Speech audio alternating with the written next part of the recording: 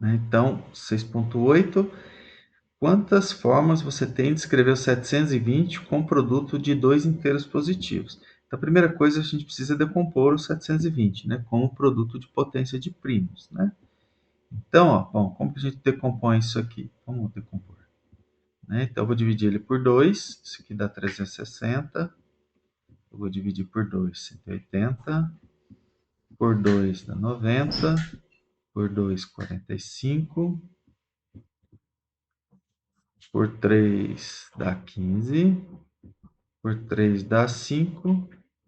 Por 5 dá 1.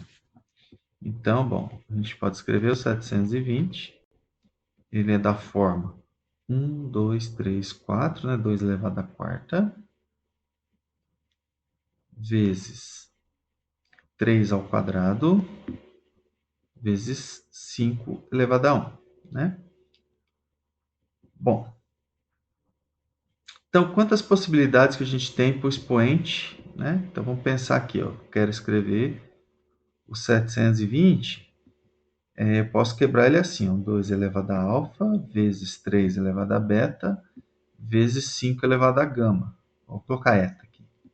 Bom, aonde está o alfa, né? Alfa pertencente aqui 0, 1, 2, 3, 4. Tem 5 possibilidades.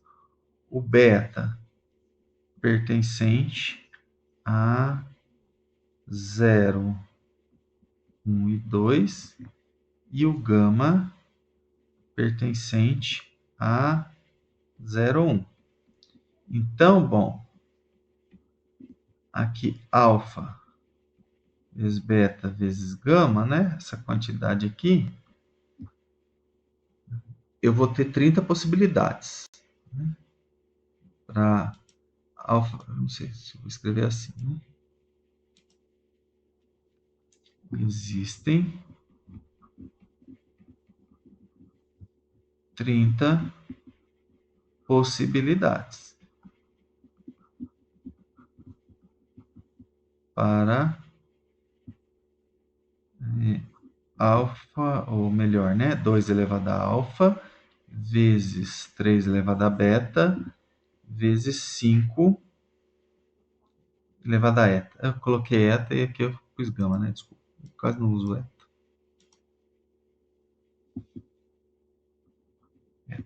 Né? Bom, mas observa, isso aqui eu vou gerar o quê? Eu vou gerar todos os divisores de 720.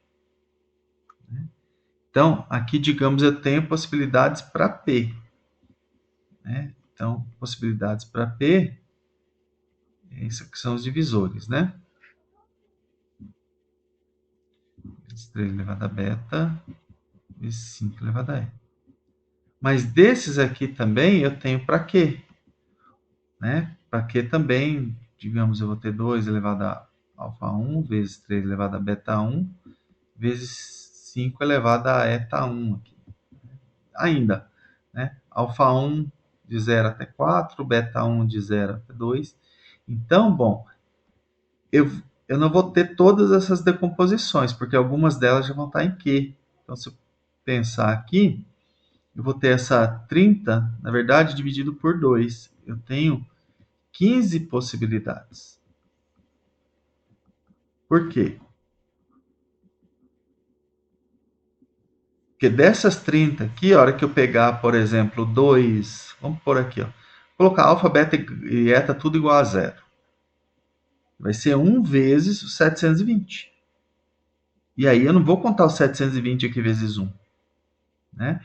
Então, a hora que eu ponho alfa, beta e o eta igual a zero aqui, obrigatoriamente o alfa 1 vai ter que ser o complementar dele, vai ter que ser o 4, o 3, o 2 e o 1. Né? Por isso que a gente divide a quantidade por 2. Né? Então, digamos aqui, vamos pensar aqui, eu estou pensando no P menor que o Q. Então, a hora que eu chego na metade aqui, a outra metade vai estar coberta aqui. Né? Os números menores aqui e os números maiores aqui. Tá? Então, por isso que eu chego em 15 possibilidades. Agora, Vamos pegar o item B aqui. O item B é um pouquinho diferente, né? Vou pegar aqui o B.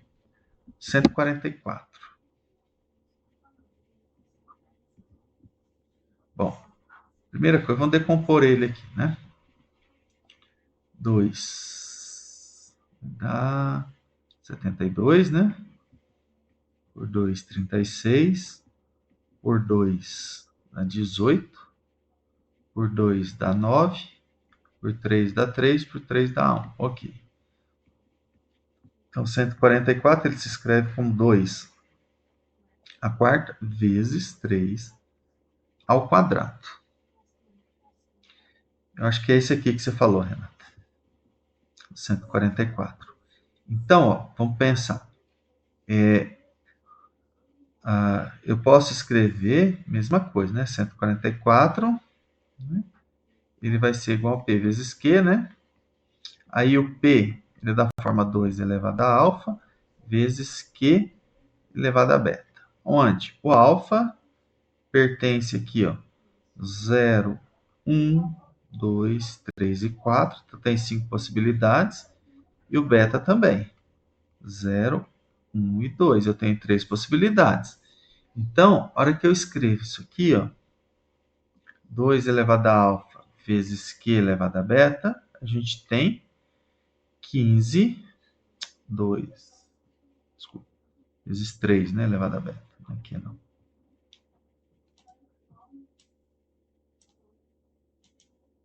3 elevado a beta, a gente tem, né, 15 possibilidades. Bom, qual que é a diferença desse para o anterior? O anterior a gente tinha 30. Então, a hora que eu dividia por 2, dava o número inteiro. Aqui não dá, dá 7,5. E aí, a gente vai ter, né? A hora que eu escrevo isso aqui, ó, 2 elevado a alfa vezes 3 elevado a beta. E o Q? 2 elevado a alfa 1 vezes 3 elevado a beta 1. Né? Bom, quantas possibilidades eu tenho? Vamos pensar que eu estou com P menor que Q. Né? Então, o alfa, vamos pensar que o alfa varia entre 0 e 1. Né? E aqui, aí a pergunta, isso que vai dar 7 ou vai dar 8? Né? Como que eu vou saber se, a hora que eu olho os dois, né? Aqui ficou fácil, por quê? Porque é exatamente dividia na metade, né? 720, então isso aqui pode chegar até o 360, né? E depois. Agora aqui é mais complicado, porque você tem um problema que você vai ter um lugar onde P igual a Q. Se eu tomar alfa igual a 2, beta igual a 2, o alfa 1 também é 2 e o beta 1 também é 2. Então, você tem uma igualdade.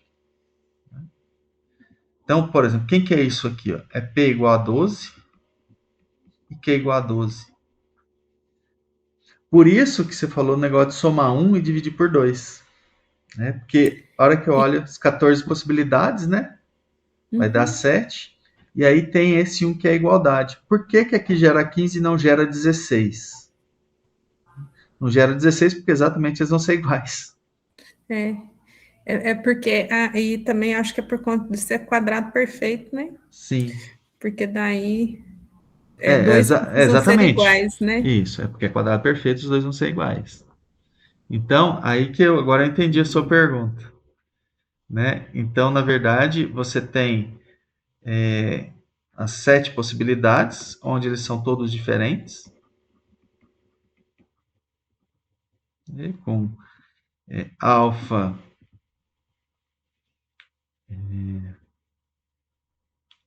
vou colocar aqui. Só estou pensando, não necessariamente o alfa é diferente de alfa 1, ou beta é diferente de beta 1. Né? Não posso ter os 4 iguais. E que aí vão gerar o que? As 14 possibilidades aqui, né? E depois você gera as outras, a outra, né? No fundo, com essa aqui, ó, que eles são iguais. Tá? Então você tem que aí usa a sua técnica que você falou, né? Você soma 1, então 15 mais 1, que é a que está em duplicidade, e divide por 2, né? Porque lembra, não vai assumir todos aqui. A partir do momento que eu assumo um aqui, ele vai estar assumindo o outro complementar dele aqui. Então você tem 8 possibilidades. Tá? Então o problema desse aqui é exatamente esse fato de ser um quadrado perfeito, né? Porque eu não consigo assumir todos aqui e o outro aqui, né? Então,